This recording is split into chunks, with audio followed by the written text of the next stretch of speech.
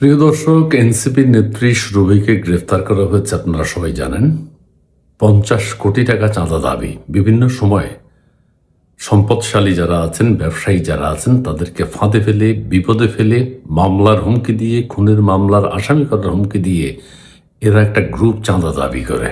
এবং একটা অ্যালার্মিং বিষয় বলি, সেটা হচ্ছে 24-এর আন্দোলনে নারী, পুরুষ, ছাত্রছাত্রী যেই অংশগ্রহণ করেছে সবাই অধঃপতনে গেছে, লুট করেছে। আদর্শ নেতা নেত্রী কেউ হতে পারেনি। সবাই চাঁদাবাজ হয়েছে, লুটেরা হয়েছে, বিদেশের টাকা পাচারকারী হয়েছে। এই এনসিপি নেত্রীর যে দম্ভ, যে অহংকারী, সুরভির কথাই বলি, অন্যান্যদের কথা বাদ দিলাম, তাদের কথা তো আরো অনেক বড়। এই কি বলেছে বিভিন্ন সময় একটু শুনেন। আমার এক্সাম ছিল, আমি এক্সাম বাদ দিয়ে আসছি লিখ পিটাইতে। ওদের কাছে এত কিছু আছে, টিআরসিল আছে, কত কিছু। এক্সাম ছিল, এক্সাম বাদ দিয়ে এসছি লিগ পিঠাতে। লিগ মানুষ না, না, যে অন্যায় করবে তারে আইনের আওতায় আনতে হবে, যেই হোক, যেই দেশেই হোক, যে দেশের নাগরিক হোক।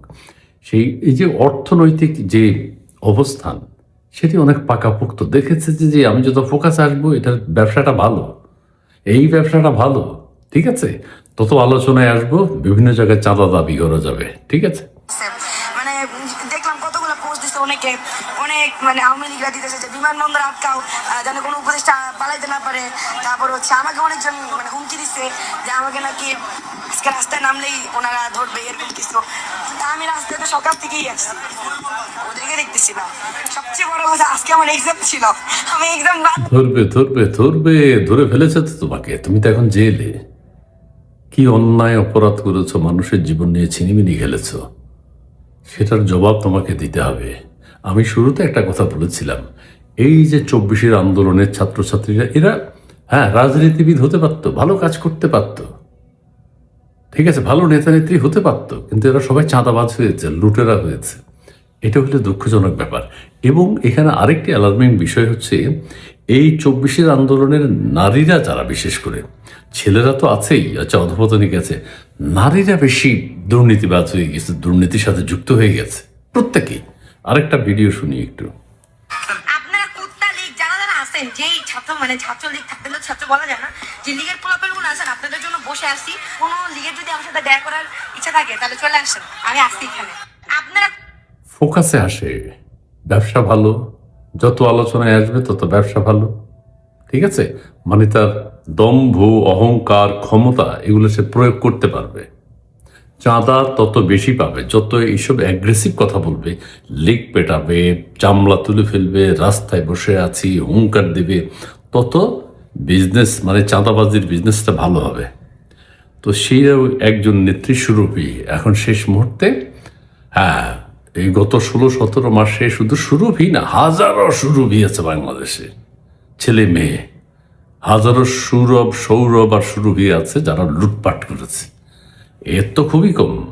এখন দেখি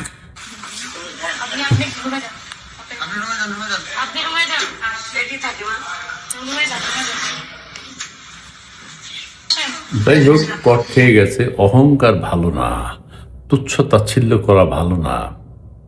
এক্সাম বাদ দিয়ে সে আওয়ামী লীগ পেটাতে এসছে, বিমানবন্দর ঘেরাও দিচ্ছে। এরকম অহংকারী, দাম্ভিক এনসিপির নেতৃবৃন্দ অনেকেই আছেন, প্রায় সবাই। 450 কোটি টাকার চাঁদাবাজি, ওই যে হুজুর দেখেছেন আপনারা, পাগড়ি পাঞ্জাবি, এখন কোথায়? লুটপাট করে চলে গেছে।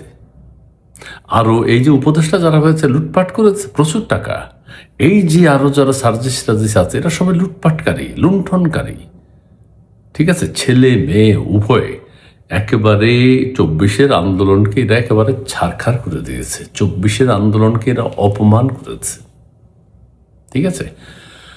প্রিয় দর্শক, যাই হোক, সুরভির কথা বললাম। আরো নতুন কোনো তথ্য যদি পাই তাদের সম্পর্কে, হ্যাঁ, তোমরা ভালো রাজনীতি করতে, পজিটিভ রাজনীতি করতে, তোমরা 24-এ একটা আন্দোলন করেছো, ঠিক আছে, যেভাবেই হোক, যাই হোক, হয়েছে। কিন্তু এরপরে তোমাদের কাছ থেকে তো জাতি ভালো কিছু আশা করেছিল, কিন্তু সেটা থেকে জাতি বঞ্চিত হয়েছে। তোমরা তোমাদের ধারা ধরে রাখতে পারোনি। চাঁদাবাজির অভিযোগে বহু এখন জেলে আছে এনসিপি নেতা নেত্রী। ব্যবসায়ীদের জীবন অতিষ্ঠ করে দিয়েছে।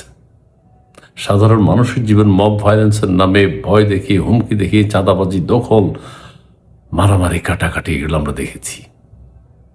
যাই হোক, জাতির যে প্রত্যাশা ছিল, সেই প্রত্যাশা এনসিপি বা 24-এর আন্দোলনকারীরা পূরণ করতে পারেনি, ইনক্লুডিং গভর্নমেন্ট, অন্তর্বর্তীকালীন সরকার ব্যর্থ ব্যর্থ ব্যর্থ। ধন্যবাদ।